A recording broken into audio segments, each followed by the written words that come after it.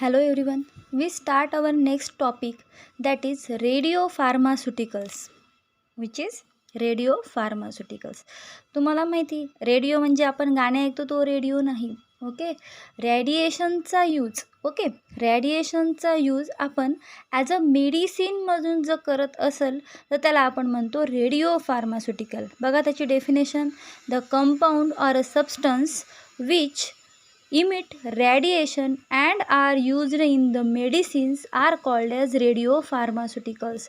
म्हणजे असे कंपाऊंड्स किंवा सबस्टन्स जे रॅडिएशन इमिट करतात आणि त्या रॅडिएशनचा यूज काय म्हणून होतो, ॲज अ मेडिसिन म्हणून जर होत असेल तर त्याला आपण म्हणतो रेडिओ फार्मास्युटिकल्स. काय म्हणतो, रेडिओ फार्मास्युटिकल्स.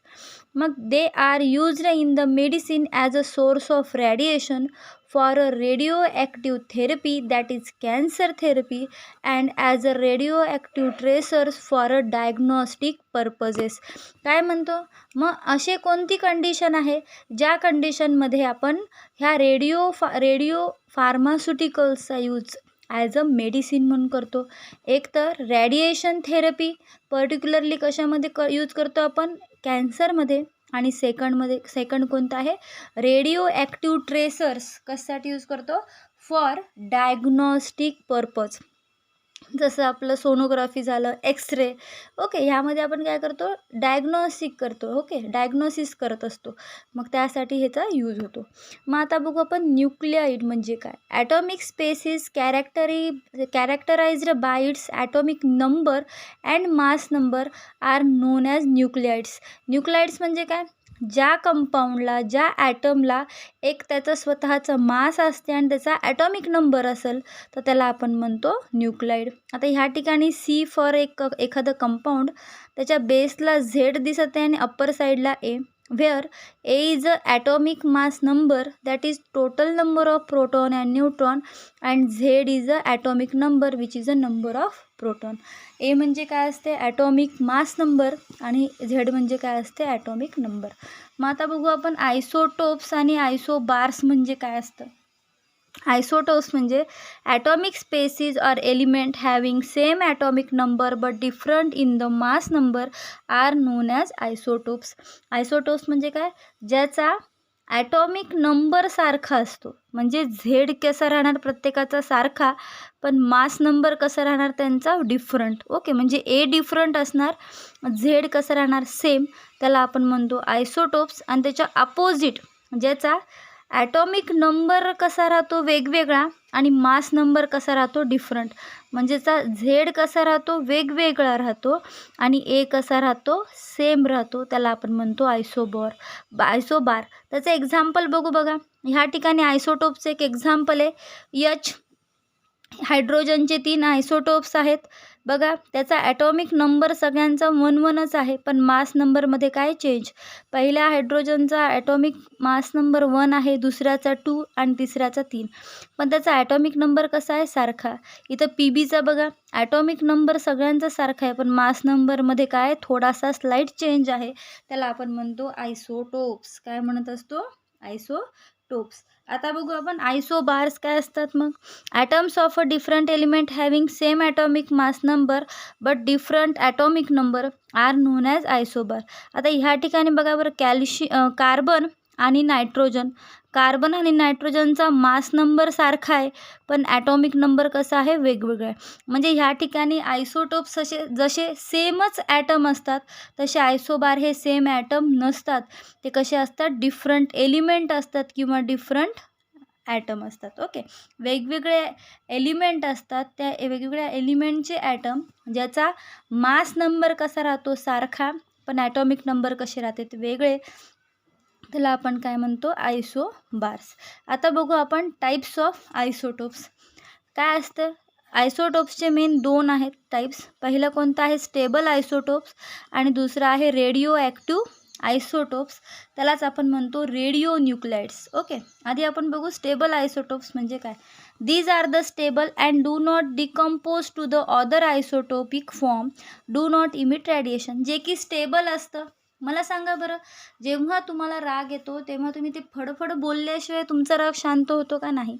आणि जे माणूस ऑलरेडी शांत आहे त्याला तो कसा राहतो स्टेबल. पण एखाद्याला राग आलेला आहे ओके, किंवा एखाद्याला खूप आनंद, पहिला नंबर आला, आनंद झाला, तर तो आनंद व्यक्त केल्याशिवाय तो शांत होईल का? नाही. सिमिलरली स्टेबल आयसोटोप्स कसा राहतो? शांत राहतो. ओके. जे बिचारा कसा राहतो? स्टेबल असतो, रेडिएशन इमिटही करत नाही.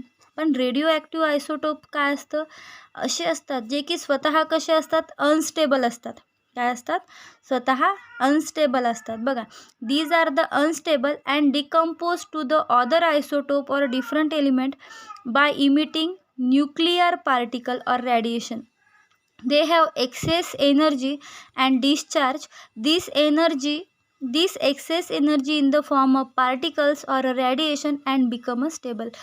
The isotopes which emit radiations are called as radioactive isotopes. काय म्हणते? रेडिओ ॲक्टिव्ह आयसोटोप्स कसे असतात? स्वतः अनस्टेबल.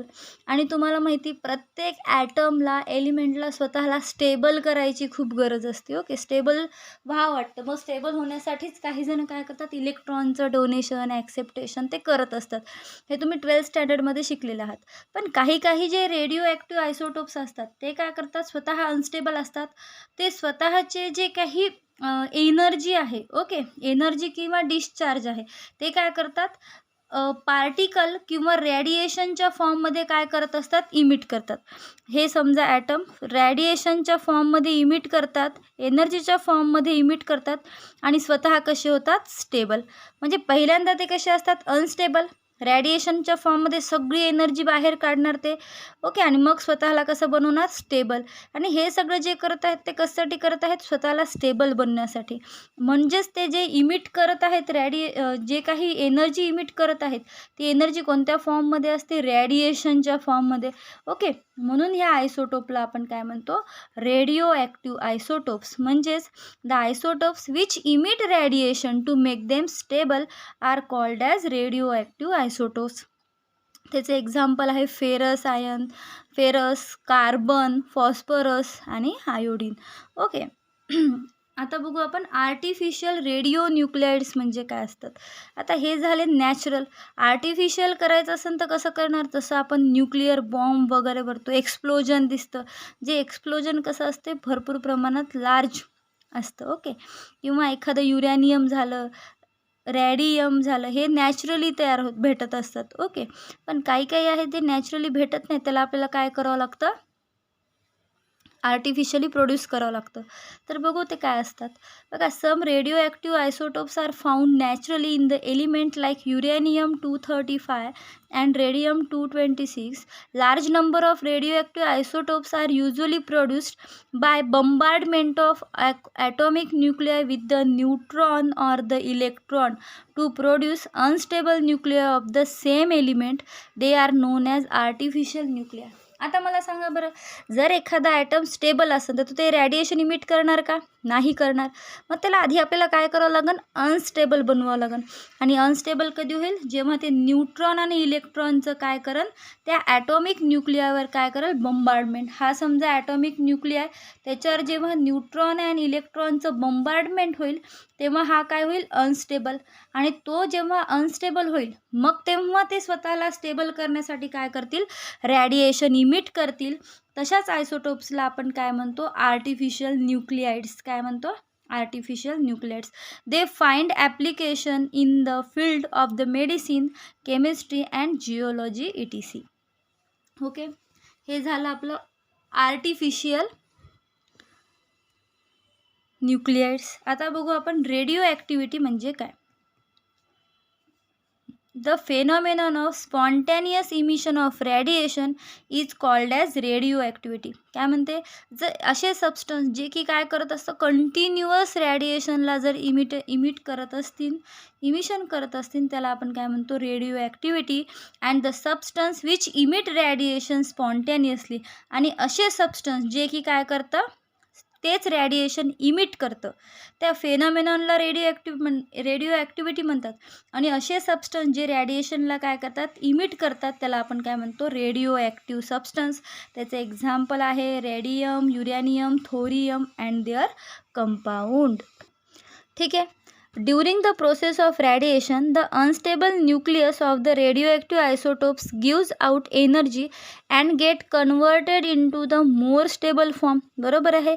अनस्टेबल रॅडिएशन होत असताना ते अनस्टेबल न्यूक्लियस असतं, ते काय करतं, रेडिओ आयसोटोप्स काय करतात, एनर्जी इमिट करतात आणि त्याचं कन्वर्जन कशामध्ये करतात, मोर स्टेबल फॉर्ममध्ये.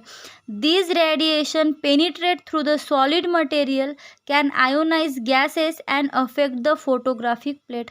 मग तेच काय करतात, सॉलिड मटेरियलला इझिली पेनिट्रेट करतात आणि काय करतात, फोटोग्राफिक प्लेटवर त्याचा इफेक्ट दाखवतात. For example X-ray. जर आपल्याला हाडाचा एक्सरे काढायचा असेल तर काय होईल, फॉर एक्झाम्पल आपला हात आहे, तर ह्या ठिकाणी जे सॉफ्ट मटेरियल असतात, सॉलिड मटेरियल, ओके, त्याच्यामधून ते इझिली पास होऊ शकतात. पण आपले जे बोन्स आहेत ज्याच्यामध्ये हाय प्रोटीन असतात, ओके, त्या ठिकाणी कॅल्शियम असतं ज्याचं मॉलिक्युलर वेट भरपूर असतं, ओके, त्याला ते इझिली पास करू शकत नाही. मग ते काय करणार, बाकीचे आपलं जे मास आहे त्याला इझिली पास करणार, पण जे आपले बोन्स आहेत त्याची शॅडो काय करणार, ते पेनिट्रेट करू शकत नाहीत. त्यामुळे त्याची शॅडो काय करणार, ते फोटोग्राफिक प्लेटवर प्लेस करणार, जेणेकरून आपल्याला मग ते बोन्सचं पूर्ण स्ट्रक्चर जशाला तसं दिसतं आणि आपण आयडेंटिफाय करू शकतो की ते डायग्नोज करू शकतो की कुठं डॅमेज आहे, कुठं क्रॅक आहे. ओके, बघा आता नेक्स्ट डेफिनेशन बघायची आपल्याला. रेडिओ ॲक्टिव्ह डिके म्हणजे सगळ्यांना माहिती जीज होणं. The activity of the any radioactive material decreases with time is called as radioactive decay. काय म्हणते, प्रत्येक पार्टिकल किंवा प्रत्येक गोष्ट एका पर्टिक्युलर टाईम पिरियडनंतर त्याची ॲक्टिव्हिटी काय होणार, कमी कमी होत जाणार, त्यालाच आपण काय म्हणतो, radioactive decay. The activity of any radioactive material decreases with time is known as radioactive decay. आता बघू आपण nature or types of radiation. Disintegration of nuclei of the atoms of a radioactive element emit 3 types of radiation such as alpha beta particles and gamma rays. काय म्हणते, प्रत्येक item जो रेडिओॲक्टिव्ह element आहे ते 3 टाईपमध्ये काय करतं, रॅडिएशन इमिट करतं. एक तर अल्फा पार्टिकल, बीटा पार्टिकल आणि गॅमा रेज. आता बघू आपण त्याच अल्फा बीटा आणि गॅमाच्या प्रॉपर्टीज काय असतात, जे की आपण ह्या टेबलमध्ये तुम्हाला दिसतील.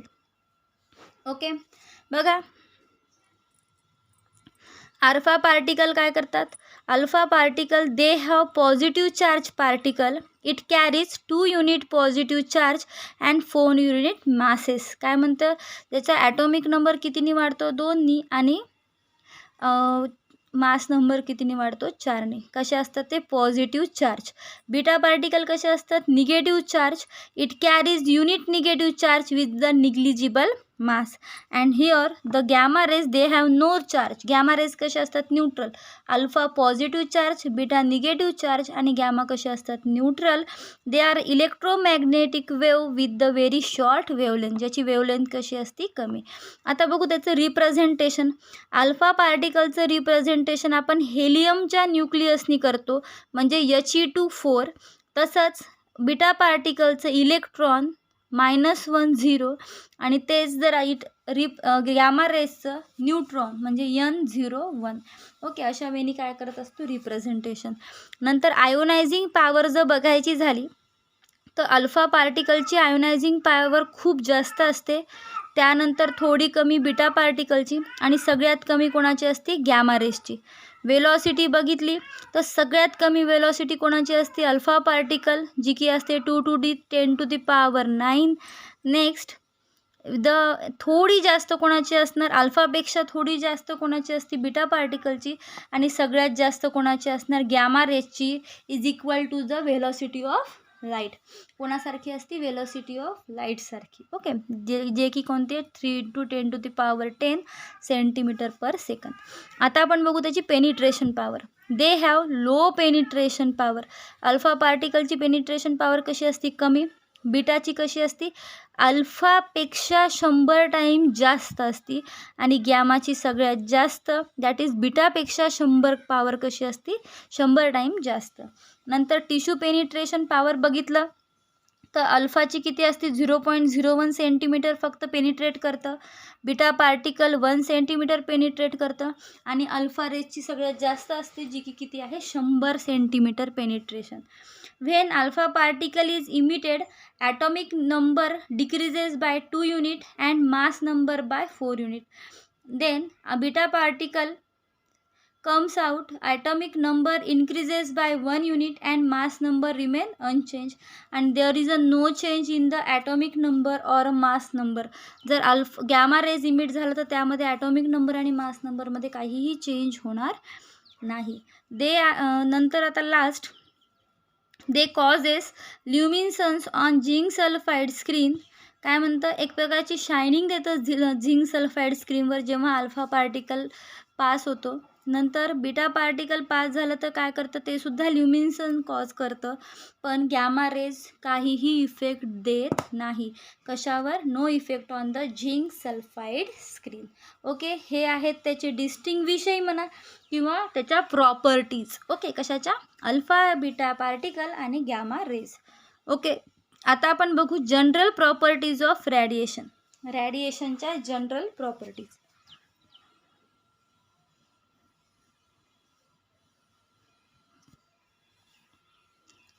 A radiation emitted by a radioactive substance is a form of energy. जे काय रेडिएशन इमिट करतं रेडिओ सबस्टन्स जे आत्ताच सांगितलं ते एनर्जीच्या फॉर्ममध्ये असतात. आणि this energy can be divide into 2 form.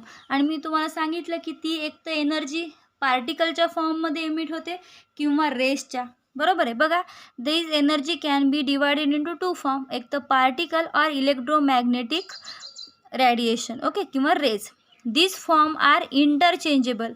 The alpha and beta radiations are the particle form of energy, which are the beam of high speed charged particles which can be deflected by the electrical or magnetic field, can be penetrate matter, can ionizes gas and causes scintillation, that is flashes of light, and cause darkening of photographic plate. मग जे alpha beta particle आहे किंवा radiation आहे जे की particle फॉर्ममध्ये emit करतात किंवा जे जास्त हाय स्पीड चार्ज पार्टिकल असतात त्यांनी काय काय केलं पाहिजे, मग बघा त्याच्याकडे ॲबिलिटी पाहिजे. They can deflect the electrical और मॅग्नेटिक फील्डला त्यांनी डिफ्लेक्ट केलं पाहिजे.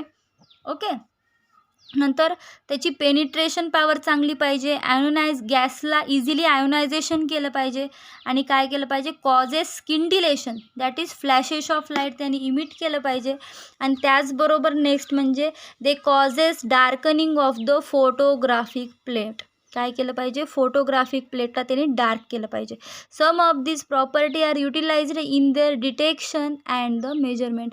आणि त्याच प्रॉपर्टी कशासाठी यूज करतो आपण, आयडेंटिफिकेशनसाठी, डिटेक्शनसाठी किंवा एखाद्याचा व्हॉल्यूम मेजर करण्यासाठी. ओके, हे झालं आपलं जनरल प्रॉपर्टीज ऑफ रेडिएशन. आता बघू आपण युनिट ऑफ रेडिएशन. ठीक आहे, बघा unit of radioactive fundamental or एक्झाममध्ये विचारू शकतात MCQजमध्ये. Okay, fundamental or basic unit of radioactivity is curie which is symbolised as C, capital C. Other is a becquerel. काय म्हणते, त्याचे रेडिओ ॲक्टिव्हिटीचे युनिट किती आहेत, 2 आहेत. एक तर क्युरी ज्याला आपण C म्हणतो, त्याचा सिम्बॉल काय आहे C, आणि ऑदर कोणता आहे, becquerel. Curie is define as the quantity of radio active substance undergoing 3.7 × 10⁻10 disintegration per second. काय म्हणते, अशी क्वांटिटी त्या रेडिओ ॲक्टिव्ह सबस्टन्सची जे की कशाच्या डिसइंटिग्रेशन पर सेकंद जाणार, अंडरगोईंग 3.7 × 10⁻10 एका सेकंदमध्ये किती डिसइंटिग्रेशन करत असेल, 3.7 × 10⁻10 डिसइंटिग्रेशन करत असेल त्याला आपण काय म्हणते, curie. This is equal to the 1 gram of radium which also undergoes 3.7 × 10⁻10 disintegration per second. Hence 1 curie is equal to 3.7 × 10⁻10 disintegration per second. त्याचे सब युनिट बघायचे क्युरीचे. मिली क्युरी म्हणजे 1 × 10⁻³ क्युरी, आणि क्युरी तुम्हाला माहिती किती आहे, 3.7 × 10⁻10 डिसेंटिग्रेशन पर सेकंद. नंतर micro Curie म्हणजे 1 × 10⁻⁻6 क्युरी, आणि बेका क्युरल म्हणजे काय, it is a SI unit of the radio activity. Okay, काय आहे, SI unit of the radio activity. Okay, आता बघू आपण half life radio active element म्हणजे काय. The radioactive substance releases radiation from nuclei of the radioactive isotope. Radioactive substance is continuously decaying and therefore quantity of radioactive content in the sample does not remain same. Radioactive substance get disintegrated at a definite rate by emitting their energy in the form of radiation. Half-life of radioactive substance is defined as the time required for the radioactive substance to decay one half of its original value. काय म्हणते, आपल्याला माहिती जेवढं जास्त आपण ते substance use करणार तेवढं ते हळूहळू कमी व्हायला लागणार, बरोबर आहे. मग हाफ लाईफ काय म्हणतं, रेडिओ सबस्टन्सची the time required for radio substance to decay one half of its original value. त्याच्या ओरिजिनल व्हॅल्यूच्या हाफ होण्यासाठी जेवढा लागणारा वेळ असतो त्या कालावधीला आपण म्हणतो half life. This is the time required for half of the radio nuclei to disintegrate. Therefore, T half is equal to 0.693 divided by lambda, where lambda is a decay constant or a disintegration constant. काय असते, decay constant किंवा डिसइंटिग्रेशन constant. हे झालं half life.